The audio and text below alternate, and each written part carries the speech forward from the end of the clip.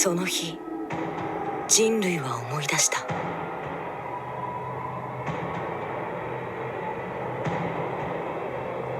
奴らに支配されていた恐怖を、鳥かごの中に囚われていた屈辱を。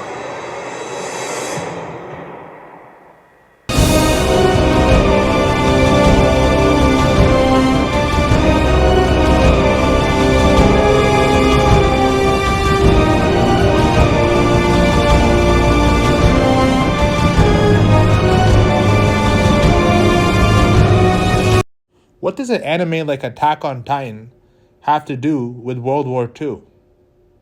Now, this would be a fair question if we were talking about Naruto or Sailor Moon or Doraemon. Now, it's no knock on them. They're great anime, but they have nothing to do with World War II.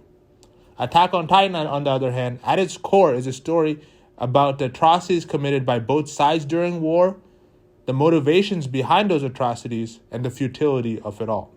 When taking a look at these themes, you can see that they're ever present in World War II. Specifically, there are two events in Attack on Titan that greatly shift the narrative and directly mirror events in World War II. For Attack on Titan, those two events were the Titan's initial attack on humanity within the walls and humanity's millionfold retaliation in the rumbling. For World War II, it was Japan's attack on Pearl Harbor and America's revenge in the atomic bombings of both Nagasaki and Hiroshima. When taking a look at these events and boiling them down, you can simply state that they are attacks and retaliations. But by investigating the circumstances surrounding these events, the similarities become a lot more clear. When the Titans breached the walls, it was unprovoked, because for over 100 years, humanity lived peacefully. Before Japan's attack on Pearl Harbor, the U.S. hadn't even entered the conflict of World War II. The attack was the go-ahead to do so. And this culminated in the bombings of Nagasaki and Hiroshima, effectively ending the war. And so the question became, did the U.S. have to do this to end the war? Because the fact is, when the U.S. dropped the bombs on Nagasaki and Hiroshima, they were already winning the war. The war was about to end. And so, to understand the motivations behind the atrocities committed by both sides, we have to take a look through a different lens. For Attack on Titan, that lens is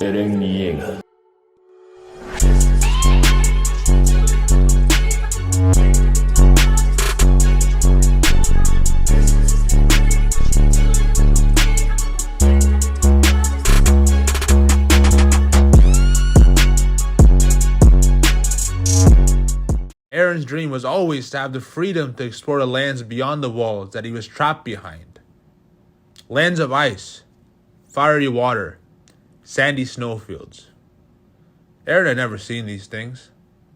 So when the Titans attacked, breaching the walls and further encroaching on humanity, Eren didn't just take it as an attack on his home. He saw it as an attack on his freedom to explore those lands beyond the walls. As long as Titans existed, Eren could not have his freedom. And so he proclaimed, "I'll kill them all, every last one."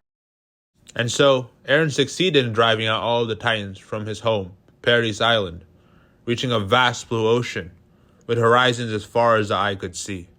And yet, Eren still wasn't free. The enemies that had sent the Titans were right across the ocean, preparing the next attack. So Eren asked himself, 向こうにいる敵全部殺せば俺たち自由になれるのか? For Eren, it wasn't enough to just defeat his enemies. As long as they lived, they posed a threat. No, he had to erase their very existence. Eren's answer was the rumbling, a stampede of tens of millions of colossal titans that trampled and flattened anything and everything that stood in front of it until nothing was left. This was Eren's freedom, coming at a cost of billions of others, while also ensuring that Paradise Island would be safe for years to come. This was the same line of thinking that America followed. You see, if they had just let Japan attack Pearl Harbor and done nothing in response, then America saw it as them no longer being the land of the free. Instead, they would live in fear of the next attack on their home soil. And so, their decision to bomb Nagasaki and Hiroshima, it wasn't just to end the war. It was to send a message.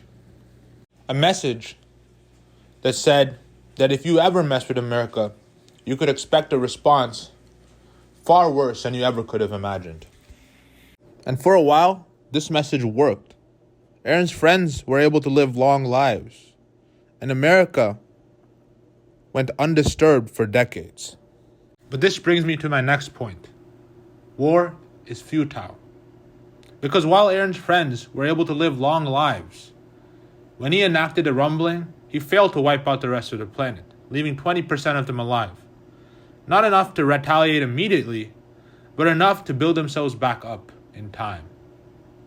And 100 years after the rumbling, they returned the favor, carpet bombing Paradise Island, reducing it to rubble.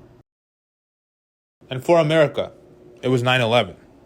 As long as two sides held conflicting motivations, they would always come to clash. And this would never stop, because enemies would always exist. And enemies always existed because one side could never understand the other. You see, when we go back to when the Titans attacked the walls of humanity, we say that it was unprovoked because humanity had managed to live within the walls for over 100 years peacefully. But knowing what we know now, that Eren Yeager, a member of humanity, was capable of something as disastrous as the rumbling, perhaps it was justified for the Titans to attack the walls and capture someone capable of such atrocities. For Japan, America was a threat to the Axis powers. If America had entered the war, they would become an insurmountable force for the Germans to overcome. And so, by attacking America's military base, Japan took a preventative measure to stop America from actually entering the war. Of course, this backfired, and we have what we have today. And so we come to understand that war is a cycle. And no matter what anyone does to try to stop it from occurring, it continues, causing tremendous loss for all those involved. If there was a single lesson that we were able to take from Attack on Titan or the events of World War II, it would be that war is a living hell and nothing more.